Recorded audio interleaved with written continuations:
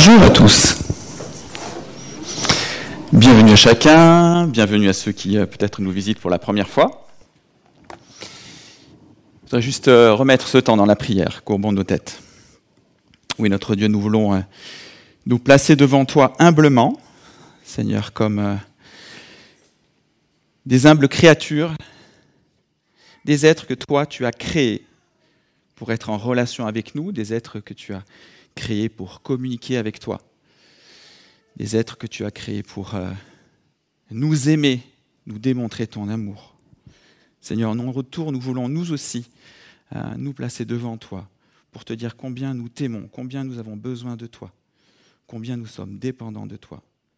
Père, par ton Saint-Esprit, viens dans ces lieux, viens dans nos cœurs, viens nous éclairer, viens permettre que ta parole que nous allons entendre ce matin puisse prendre racine à l'intérieur de nous. Sois loué, sois glorifié dans le nom tout-puissant de Jésus-Christ. Amen. Alors, le message que je vais vous apporter ce matin est la suite de la première partie que je vous avais partagée il y a quelque temps de cela. Alors, le titre, vous l'avez vu, c'est « Suis-je capable ?» Alors, pour illustrer cette thématique abordée, j'avais évoqué le fait que, depuis plusieurs années déjà, les films portant sur les super-héros, d'où l'image que vous voyez là, se trouvaient être dans le top, vraiment le top des tops du box-office mondial des films cinématographiques. Ce qui révélait finalement un engouement pour les super-pouvoirs qui font rêver des millions de personnes. Alors le temps de la projection, bien sûr, en s'identifiant à leurs héros, et il y en a vraiment de nombreux avec des pouvoirs différents, donc chacun peut trouver vraiment celui qui lui convient le mieux, eh bien ces personnes-là oublient leurs propres faiblesses, leurs limitations, leurs difficultés, leurs problèmes et voire même leurs échecs. Alors si on est honnête avec soi-même, en tant que simple être humain, on se rend vite compte finalement, à l'inverse de ces super-héros, qu'il y a des difficultés dans nos vies que nous ne sommes pas capables de surmonter, même qui peuvent vraiment même nous terrasser. Alors, on peut chercher toujours dans nos forces au plus profond de nous-mêmes, il y a des situations qui vraiment semblent insurmontables.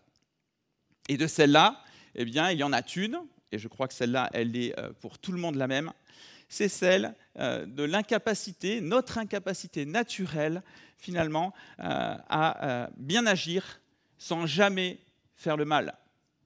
Qui, dans sa vie, peut dire qu'il n'a toujours bien fait les choses, qu'il a toujours agi de la bonne manière, qu'il n'a jamais commis le mal? Je crois qu'il n'y a personne qui pourrait aujourd'hui lever la main. En d'autres termes, et bibliquement parlant, nous sommes incapables par nous-mêmes de ne pas pécher.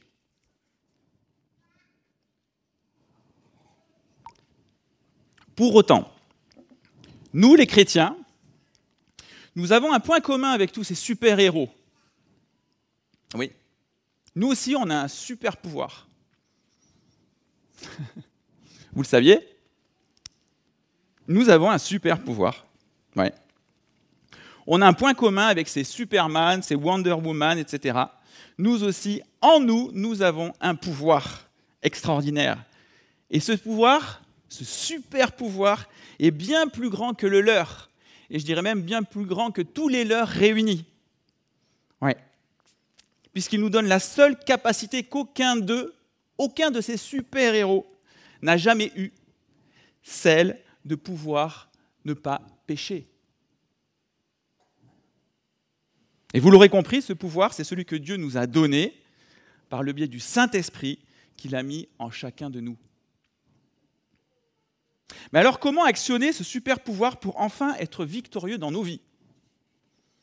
Eh bien, dans cette troisième et dernière partie, nous allons voir comment, en Christ et par le Saint-Esprit, nous pouvons être capables de surmonter tous les obstacles, d'être victorieux sur le péché qui se dresse si souvent devant nous. Alors, je vais vous faire un petit résumé des passages précédents, puisque c'est en deux parties. Peut-être certains d'entre vous n'ont pas eu l'occasion d'écouter la prédication précédente. Donc je vous fais un résumé pour que vous ne soyez pas perdus, bien sûr. Passez la diapo suivante. Voilà, soyons transformés. C'était la première partie. Nous avons vu que dans un premier temps, pour pouvoir mener une vie victorieuse, eh bien, la transformation de notre être intérieur était absolument nécessaire afin de pouvoir clairement discerner la volonté de Dieu pour ensuite faire ce qu'il attend de nous. Cette étape est la base d'un processus qu'on appelle, je pense que vous le savez, la sanctification. Il contribue à nous permettre de sortir victorieux de nos épreuves, de nos tentations et bien sûr de notre tendance à pécher. Alors pour y parvenir, je vais vous rappeler les 4 actions que nous avons à faire de notre côté. La première, je pense que vous le savez, c'est lire la Bible. La Bible, qui est la parole de Dieu inspirée, nourrit notre nouvelle nature en Christ. Elle nous permet de mieux connaître la pensée de Dieu, je crois que c'est important, et surtout ce qu'il attend de nous. Et elle nous donne aussi les armes pour déjouer les pièges et lutter contre notre ennemi. En quelque sorte, la Bible, c'est notre guide. C'est la révélation de ce que Dieu veut nous apprendre. C'est de cette manière-là aussi que Dieu nous éduque. La deuxième chose à faire, c'est prier. Prier, c'est communiquer avec Dieu, ce qui nous permet de lui faire part de nos besoins et notamment de lui demander son aide pour surmonter nos difficultés, les obstacles, ainsi de lui demander de déplacer nos montagnes qui nous semblent impossibles à dépasser. La troisième chose, c'est veiller, c'est-à-dire rester à l'écoute de Dieu, en gardant une connexion permanente avec lui. Nous restons éveillés spirituellement. Ce faisant, nous sommes plus à même de faire les bons choix et de discerner ce qui est ou n'est pas en accord avec la sainteté de Dieu. Enfin, la quatrième chose, c'est vivre la communion fraternelle. Oui, les relations proches que nous entretenons avec d'autres chrétiens remplis du Saint-Esprit nous stimulent, nous encouragent dans notre vie de foi et de piété. Une petite flamme, si elle reste seule, si elle reste toute seule, aura beaucoup plus de chances de se refroidir et de s'éteindre que si elle est entourée d'autres petites flammes qui auront sur elle un effet bénéfique. Petite illustration aussi, si on met une bougie éteinte à côté d'une bougie allumée, qu'est-ce qui va se passer ? Eh bien, la bougie qui est éteinte va s'allumer à son tour. Et elle va de nouveau briller. C'est ça la communion fraternelle. Et Dieu l'a voulu ainsi, pour que nous nous encouragions les autres, pour que nous allumions la petite flamme qui est à côté de chacun de nous, peut-être, et qui est éteinte aujourd'hui. La deuxième partie, c'est un petit peu plus pratique peut-être. On rentre dans le vif du sujet. C'est intitulé « N'écoutons pas les mensonges ». Nous avions développé une des tactiques préférées du diable, qui est notre ennemi, Satan, l'ennemi de nos âmes, qui finalement utilise le mensonge pour nous affaiblir et si possible nous faire chuter. Celle de nous induire en erreur par ses mensonges. Eh oui. Aussi, l'arme la plus efficace pour le contrer, finalement, c'est une bonne connaissance de la parole de Dieu. Parce qu'il tente de semer le doute dans nos esprits. L'ennemi tente de nous empêcher de recevoir toutes les belles promesses que Dieu nous fait et qui se trouvent dans sa parole. Il essaye ainsi de nous priver de son efficacité, cette efficacité-là même qui nous aide à vivre dans la joie, la paix et la sainteté. Et ça, pour Satan, c'est quelque chose d'inadmissible. Et il veut nous l'ôter. Il est le voleur, le destructeur. Oui, la parole de Dieu, la connaissance de la parole de Dieu est une arme efficace. Et dans le livre des Éphésiens, chapitre 6, verset 17, il est même dit qu'elle est l'épée de l'esprit. L'épée de l'esprit. Pourquoi l'épée de l'esprit ? Parce que l'esprit que Dieu a placé en nous utilise la parole de Dieu, si tant est que nous la connaissions ou que nous l'ayons lue au moins une fois, pour déjouer les pièges de l'ennemi. Et l'exemple le plus marquant, c'est Jésus lui-même qui nous le donne, quand il a été tenté dans le désert. Le diable, très malin, a utilisé la parole de Dieu, mais sorti de son contexte. Mais Jésus qui la connaissait, la parole, savait le vrai sens des mots, ce qu'il y avait derrière ces mots. Et vous savez comment il a contré le Satan ? En utilisant la parole qui, elle, était dans son contexte. Oui. Alors, à présent que nous avons revu l'essentiel des points que nous avons déjà traités, nous allons aborder la troisième et dernière partie de ce message. Nous sommes tous capables en Christ. Alors, on l'a chanté tout à l'heure, on a lu des passages, et nous allons un petit peu approfondir ce thème. Voyons une première lecture dans Actes, chapitre 1, verset 8. « Mais vous recevrez une puissance lorsque le Saint-Esprit viendra sur vous, et vous serez mes témoins à Jérusalem, dans toute la Judée, dans la Samarie et jusqu'aux extrémités de la terre. » Jésus qui parlait à ses disciples. Alors dans son contexte, on pourrait penser que cette puissance qui a été donnée par le Saint-Esprit se limiterait finalement simplement au témoignage de ses disciples de par les nations. En gros, uniquement utilisé pour l'évangélisation. Mais en fait, le champ d'action de la puissance du Saint-Esprit dans le croyant est beaucoup plus vaste que le simple témoignage aux non-croyants. Non pas qu'il ne soit pas essentiel, mais il est plus grand que ça.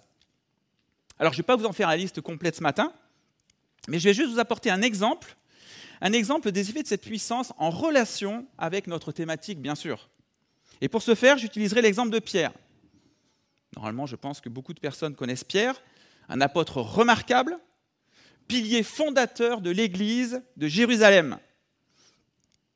Eh bien, souvenez-vous, ce Pierre-là, eh bien, rappelez-vous son reniement. Le reniement de Pierre qui a été relaté dans les 4 évangiles. Pierre, le soi-disant courageux, qui avait dit tout haut et fort qu'il était prêt à mourir pour Jésus, pour son ami. Et qui finalement, le moment venu, l'a lâchement abandonné. Par 3 fois, il a renié. Mais ça, c'était avant. Alors, ce n'est pas avant d'avoir des nouvelles lunettes, pour ceux qui connaissaient le slogan de la publicité. Non, il y en a qui le connaissent, non. Moi, j'ai fait un flop. Bon, c'est pas grave. C'était avant de recevoir le Saint-Esprit, bien sûr. Oui. Avant de recevoir la puissance du Saint-Esprit à la Pentecôte. Le Pierre qui se croyait fort, courageux, le brave, et qui ne l'était pas tant que ça finalement, eh bien, a été rendu fort, courageux et brave par l'action du Saint-Esprit dans sa vie. Et si par ses propres forces, il n'a pas, pour la première fois, réussi à aller jusqu'au bout de ce qu'il voulait et mourir avec Jésus à ses côtés, eh bien finalement, l'action du Saint-Esprit dans sa vie, l'Esprit de Jésus, lui a permis une 30aine d'années plus tard d'aller jusqu'au bout et mourir en martyr pour son Seigneur. Je voudrais vous faire lire une nouvelle diapo qu'on retrouve dans Marc, chapitre 11, versets 23 à 24. Je vous le dis en vérité, si quelqu'un dit à cette montagne, retire-toi de là et jette-toi dans la mer, et s'il ne doute pas dans son cœur, mais qu'il croit que ce qu'il dit arrive, il le verra s'accomplir. C'est pourquoi je vous le dis, tout ce que vous demanderez en priant, croyez que vous l'avez reçu, et cela vous sera accordé, nous dit Jésus. Comme dans toutes les autres promesses qui nous sont adressées dans la Bible, celle-ci est véritable et nous pouvons la prendre au sens littéral. En effet, si la montagne dont il est question est souvent interprétée comme étant l'illustration de nos montagnes, de nos difficultés, nos problèmes insurmontables, et d'ailleurs ça l'est aussi, juste pour une petite information, c'était une expression qui rappelait une métaphore à l'époque, une métaphore courante, celle des déracineurs de montagnes. On appelait les déracineurs des montagnes des rabbins, des grands rabbins, des chefs spirituels auxquels on donnait finalement cette capacité de résoudre même l'impossible. D'où cette expression « déplacer les montagnes ». Mais malgré tout, je crois que nous pouvons aussi l'apprendre au sens littéral.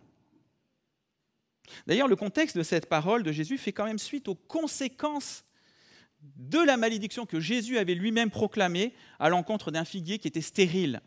Vous vous souvenez, ce figuier auquel il était venu se rassasier, qui avait des feuilles extraordinaires, superbes, aurait dû s'attendre à avoir les prémices des belles figues en attendant la saison qui allait venir. Eh bien non, il n'a rien trouvé. Et Jésus a maudit ce figuier. Et le lendemain, les disciples, en passant devant, ont vu que le figuier était sec. Le lendemain. Alors, je ne vais pas expliciter le pourquoi Jésus avait fait ça. D'ailleurs, c'est la seule fois où Jésus a maudit dans toute son existence. La réalité, c'est que ce figuier représentait, notamment souvent dans l'Ancien Testament, la nation juive, le peuple qui était censé l'accueillir, censé le proclamer roi. Et vous savez ce qu'il en a été à la fin.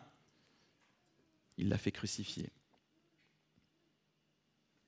Mais au-delà de la portée spirituelle de ces paroles à l'encontre de ce peuple, eh bien, il s'agit quand même d'un miracle, puisque ce figuier qui a été maudit est vraiment desséché. Ça s'est réellement passé. Mais bon, pour revenir à notre sujet, j'aimerais vous citer un autre exemple biblique où un homme a eu la foi qui déplace les montagnes.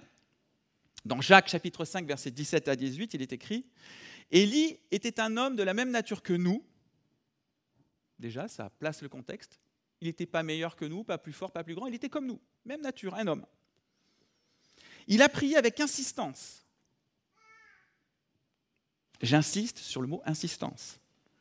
Ça ne s'est pas fait comme ça à la seconde. Il a dû insister, continuer à prier. Pour qu'il ne pleuve pas, et il n'est pas tombé de pluie sur la terre pendant 3 ans et 6 mois.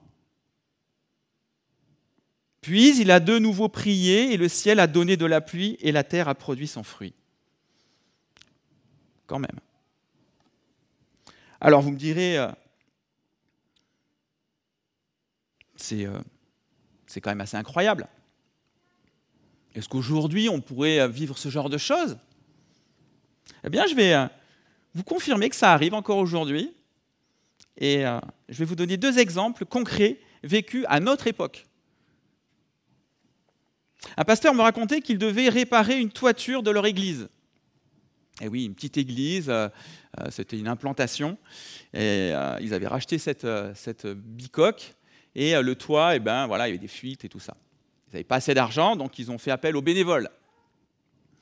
Et puis les bénévoles, en général, ils travaillent la semaine. Donc en fait, ils sont disponibles que le week-end. Donc ils sont venus travailler le week-end. Le problème, c'est que ce week-end qui était prévu là, et il n'y en avait pas d'autres, suivant les plannings des uns et des autres, il devait pleuvoir. La météo prévoyait la pluie toute la journée. Alors, c'est un peu embêtant quand on veut réparer une toiture qu'il pleuve, quoi.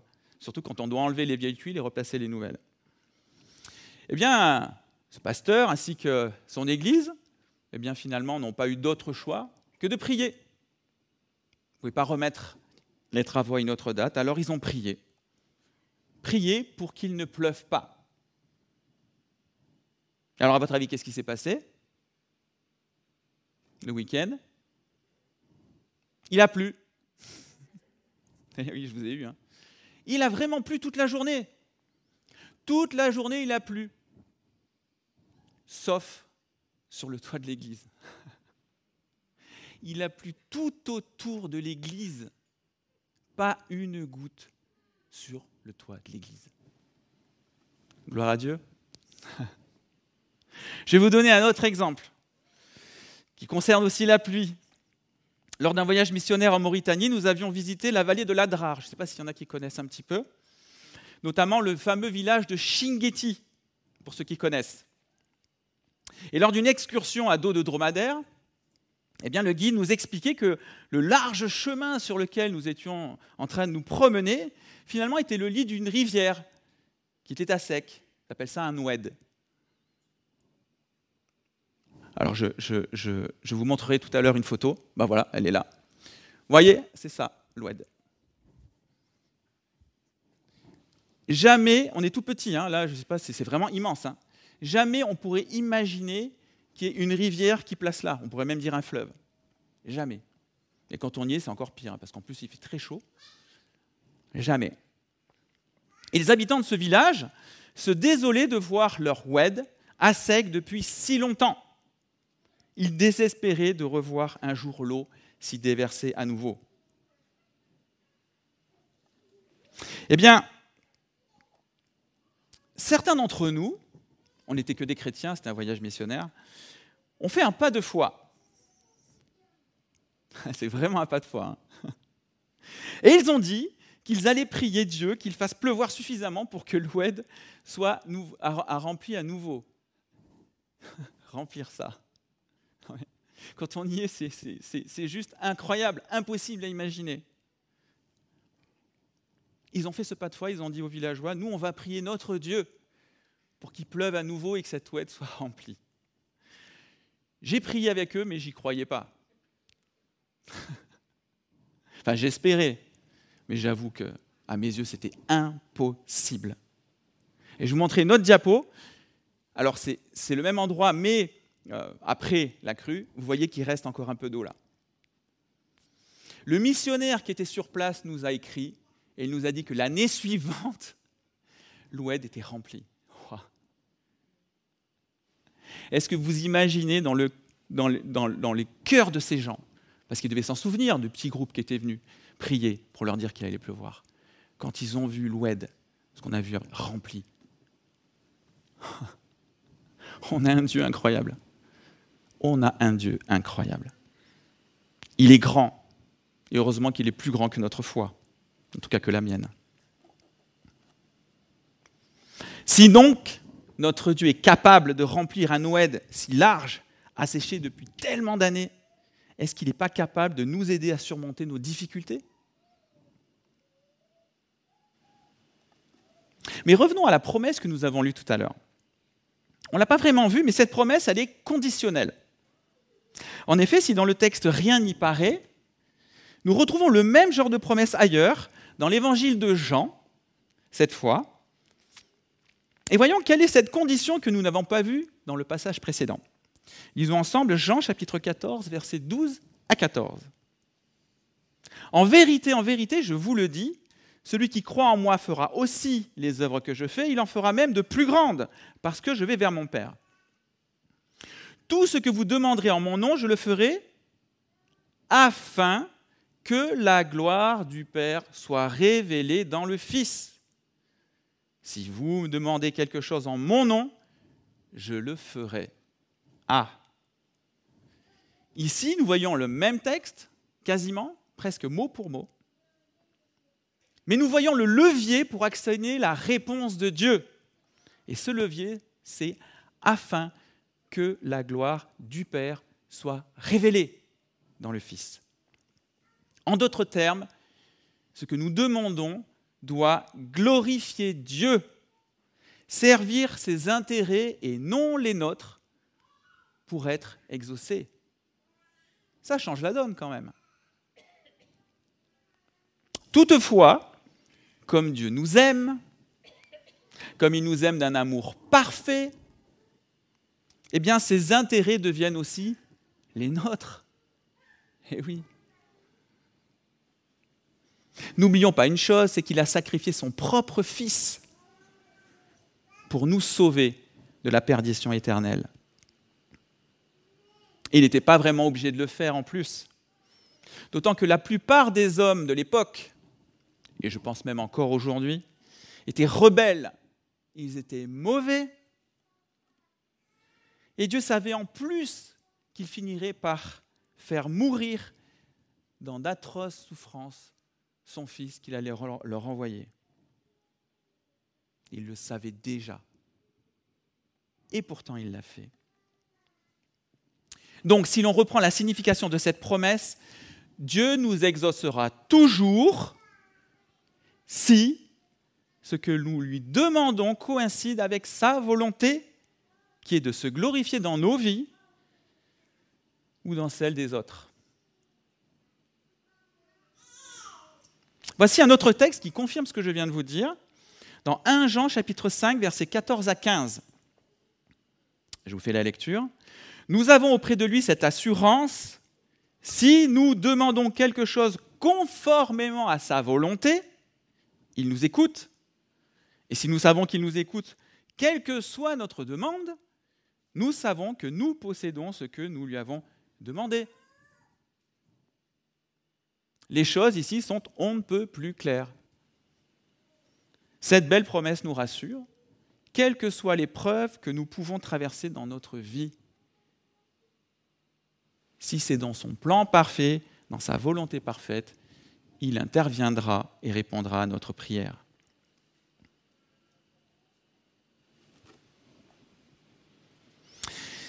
Voici à présent le verset phare que Lèze nous a cité tout à l'heure, verset phare de cette thématique, qui est Philippiens 4, 13.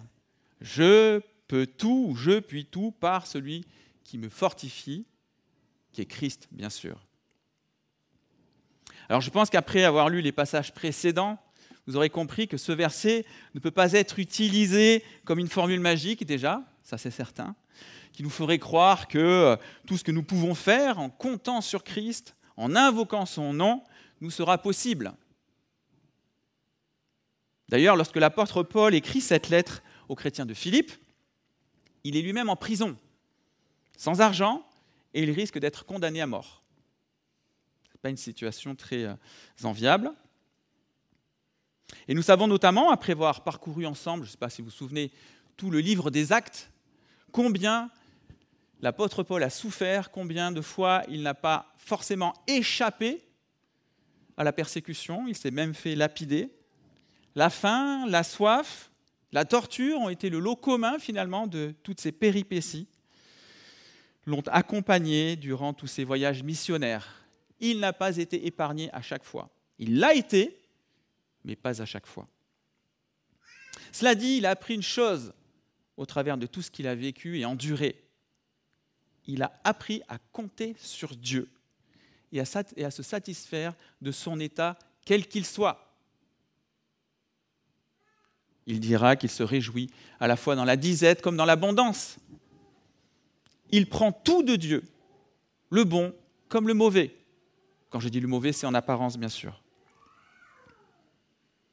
On pourrait même rajouter, pour être plus précis, un ou deux mots après le « je peux tout », pour vraiment apporter une clarté dans ce texte. On pourrait dire finalement « je peux tout supporter » ou « je peux tout surmonter grâce à celui qui me fortifie ». Oui. Ça serait pour être plus précis par rapport au sens de ce texte. Il y a un autre passage dans les Écritures qui nous rassure sur le fait que nous pouvons sortir victorieux de nos épreuves, et quelle que soit leur intensité. Et je pense que c'est important de le souligner. Quelle que soit leur intensité, la montagne, aussi haute soit-elle, peut être enlevée. 1 Corinthiens 10, 13 nous dit ceci, j'ai pris la version Nouvelle Bible Seconde. « Aucune épreuve ne vous est survenue qui n'a été humaine. Or Dieu est digne de confiance.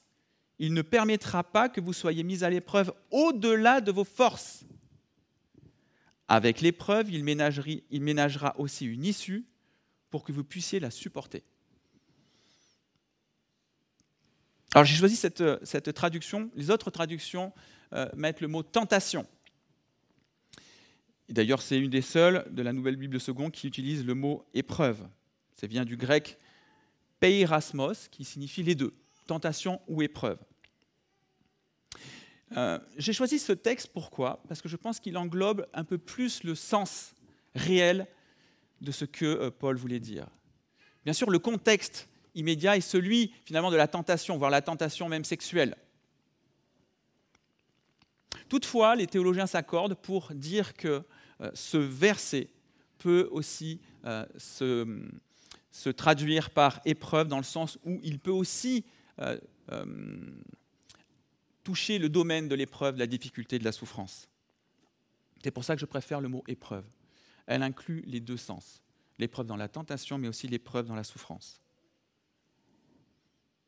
Oui, Dieu nous a donné ces textes pour nous rassurer. Ça nous rassure de savoir que si on traverse la vallée de l'ombre de la mort, si on traverse des souffrances abominables, ça n'ira pas au-delà de ce qu'on pourra supporter. Bien sûr, en comptant sur l'aide de Dieu. Ça nous encourage à tenir bon malgré les tribulations, malgré les épreuves et malgré les tentations qu'on peut subir. Si nous lui faisons confiance, si nous nous appuyons sur lui, si nous nous abandonnons totalement à lui, il nous fera traverser la tempête et nous ramènera au bord, près des eaux paisibles. Une belle histoire qui se trouve dans la parole de Dieu quand les disciples sont dans la barque, tout le monde la connaît celle-là, et que la tempête se lève et puis que Jésus dort au fond de la cale. Les disciples le réveillent en panique, croyant qu'ils étaient sûrs plutôt qu'ils allaient mourir noyés, et Jésus les calme. Il leur dit « Mais je suis avec vous ». Il leur dit « Je suis avec vous. Pourquoi vous avez crainte ? N'ayez pas peur, je suis là. Je suis le Fils de Dieu quand même. » Quand même. Ouais. Et qu'est-ce qu'il a fait ? Il s'est levé, il a parlé au vent, il a parlé à la mer, et tout s'est calmé. C'est la même chose dans nos vies. Jésus est dans notre barque, tous les jours. Et si on croit qu'il dort, il ne dort pas. Il connaît notre vie. Il sait tout de nous, tout de nos faiblesses. Il est avec nous et jamais il ne sortira de cette barque. Quoi qu'on vive, quoi que l'on vive, Jésus est avec nous et il ne permettra pas que ce que nous endurons soit au-delà de nos forces. Il nous donnera toujours le moyen de supporter l'épreuve ou la tentation. Alors bien sûr, il y en a qui diront « Oui, c'est bien joli tout ça, mais comment se fait-il que certains passent au travers des mailles du filet et pas d'autres ?» C'est vrai, on pourrait se poser la question. Par exemple, nous en France, on est bien lotis. Il n'y a pas de persécution par rapport aux chrétiens. Si vous allez un petit peu sur Internet voir quelques vidéos sur ceux qui sont persécutés ailleurs dans le monde, il y a certaines images qui peuvent vous retourner l'estomac. Et ça nous replace à leur situation. Si moi j'étais là-bas, si c'était moi qui me faisais massacrer à coups de bâton, si c'était moi qui me faisais écraser la tête contre une pierre, si c'était moi qui me faisais brûler, comment je réagirais ? Si c'était ma famille, mes enfants, ma femme, mon frère, ma sœur, mon père, ma mère, qui étaient violés, torturés, massacrés, éventrés, devant moi, comment je réagirais ? Si nous nous appuyons sur Jésus, sur Dieu, notre Dieu Tout-Puissant, nous tiendrons comme eux ont tenu. Et des millions d'autres frères et sœurs avant nous.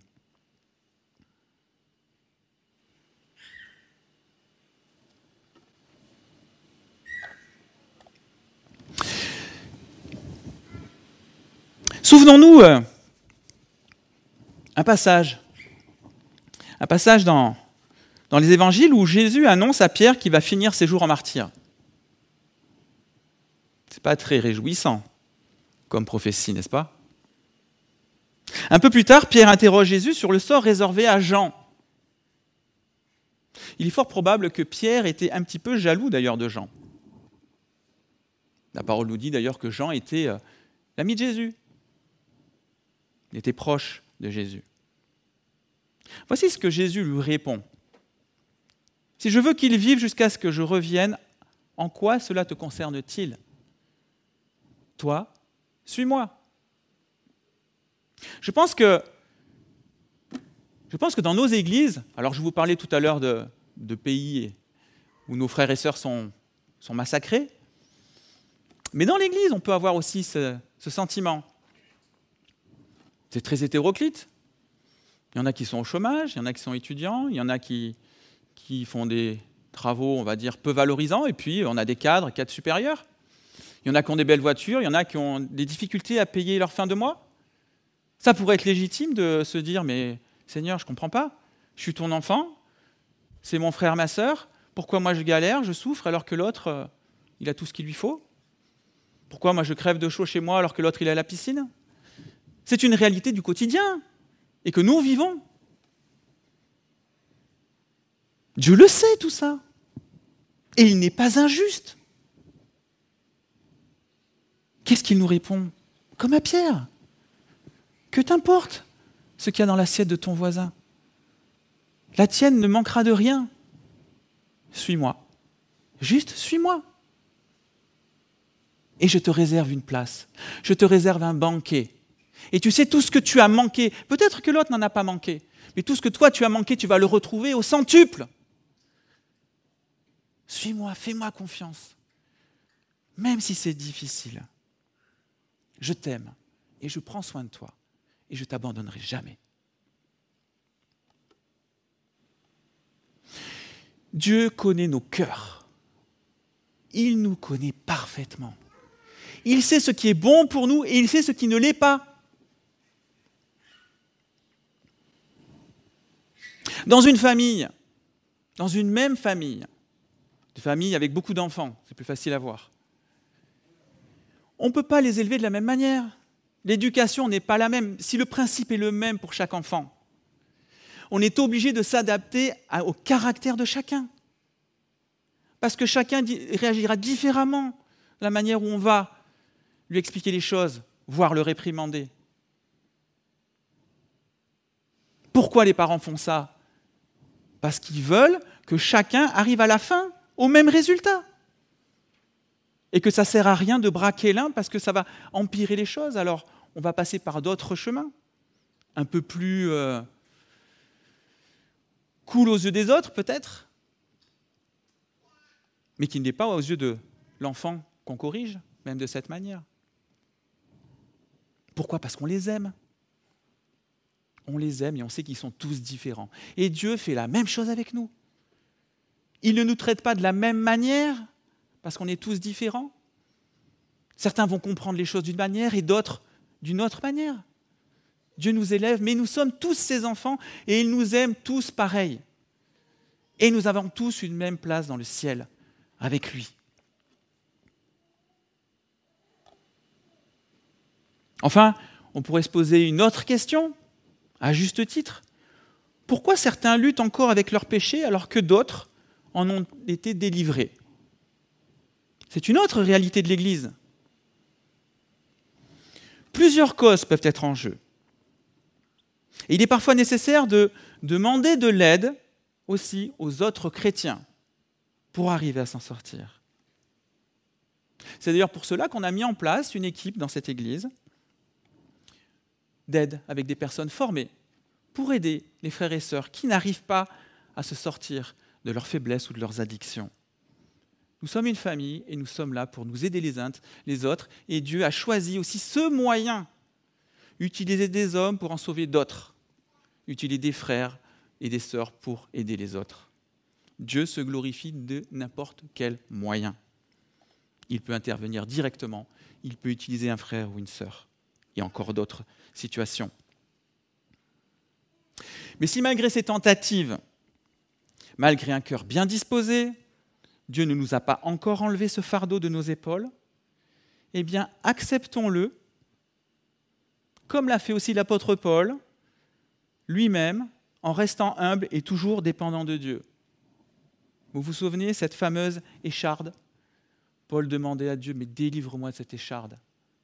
Délivre-moi de cette écharde. Délivre-moi. C'était un fardeau pour Paul. Et on pourrait imaginer qu'il n'avait pas besoin de ça. Mais Dieu lui a répondu, « Ma grâce te suffit, car ma puissance s'accomplit dans la faiblesse. » C'est quand je suis faible que je suis fort, on l'a chanté tout à l'heure.